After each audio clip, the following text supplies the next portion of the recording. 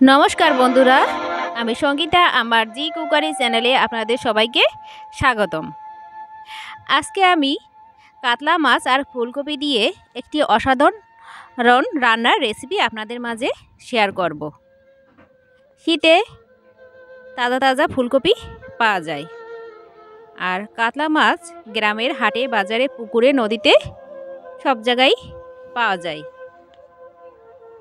আর এই তাজা সবজি সাথে তাজা মাছ রান্না করলে কীভাবে স্বাদ হবে দ্বিগুণ, তার টিপস আপনাদের এই ভিডিওতে দেখাবো। আমি কিছু মাছ কেটে ধুয়ে পরিষ্কার করে নিয়েছি, সাথে নিয়েছি ফুলকপি, একটা বড় সাইজের ফুলকপি নিয়েছি। ফুলকপিটা আমি এবার কেটে নিব। ফুলকপিটা অনেক বড়, তাই ছোট ছোট পিস করে নিব। ফুলকপির ফুলগুলা যদি বেশি বড় হয় তাহলে 1/4 করে নেবেন। আমি 1/4 করে নিয়েছি। দেখুন, আমি ফুলগুলা 1/4 করেছি।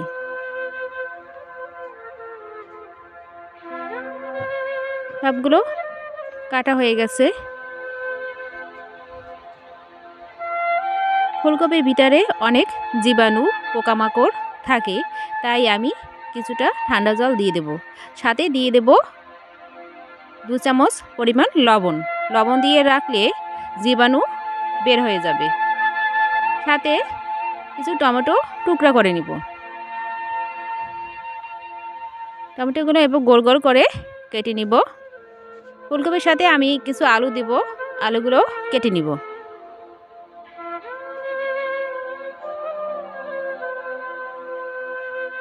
প্রতিটা রান্নার মতোই মাছে আমি হলুদ, মরিচ, লবণ দিয়ে মেখে নিব। সাথে দিব সরিষার তেল।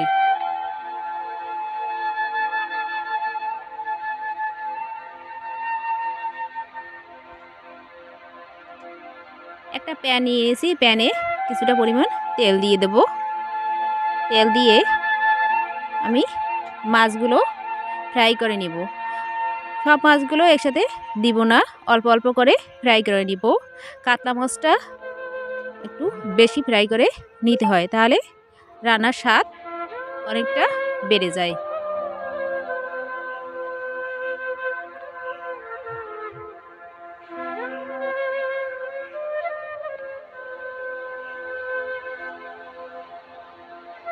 একটা পাত্রে তুলে নিব।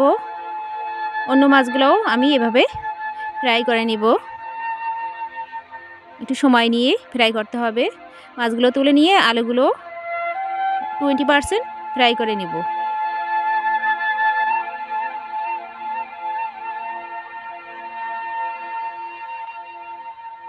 ফ্রাই করা হয়ে গেছে, একটা পাত্রে তুলে নেব। ফুলকপিগুলো হলুদ লবণ দিয়ে 20%-এর মতো ফ্রাই করে নিব।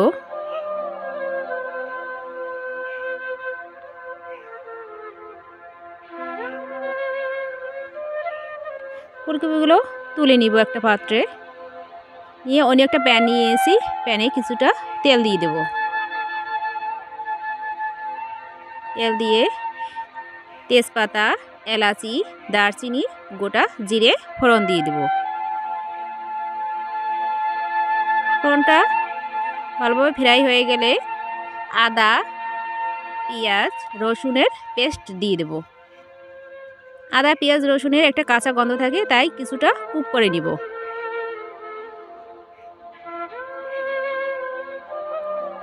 কুক হয়ে গেছে, এবার হলুদ গুঁড়া, মরিচ গুঁড়া দিয়ে দিব, লবণ দিয়ে 1 মিনিটের মতো কুক করে নিব। 1 মিনিটের মতো কুক করে নিয়ে জিরা গুঁড়া, ধনিয়া গুঁড়া, গরম মশলা গুঁড়া দিয়ে দিব। দিয়ে আবার 1 মিনিটের মতো কুক করে নিব।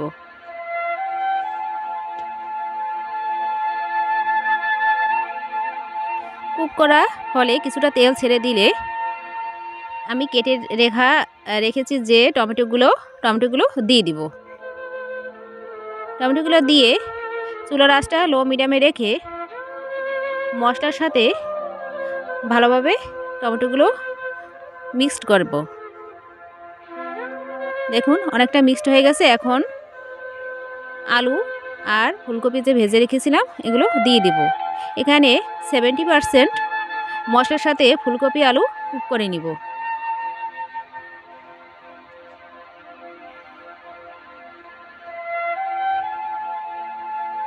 সেভেন্টি পার্সেন্ট কুক হয়ে গেলে গরম জল দিয়ে দেব।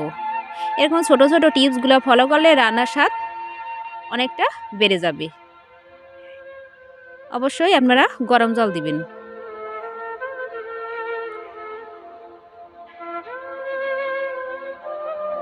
গরম জল দিয়ে 90% কুক হয়ে গেলে মাছগুলো দিয়ে দেব।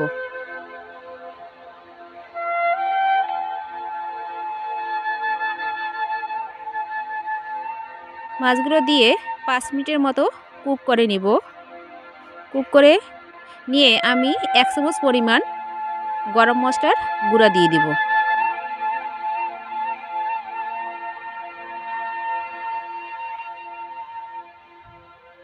আমার রান্নাটা অলমোস্ট হয়ে গেছে। মশলাটা মাছের সাথে ভালোভাবে মিশিয়ে দেব। দিয়ে আমি একটা পাত্রে ঢেলে নিব। দেখুন কালারটা কত সুন্দর হয়েছে। আপনারা লাঞ্চে বা ডিনারে এটা খেতে পারেন।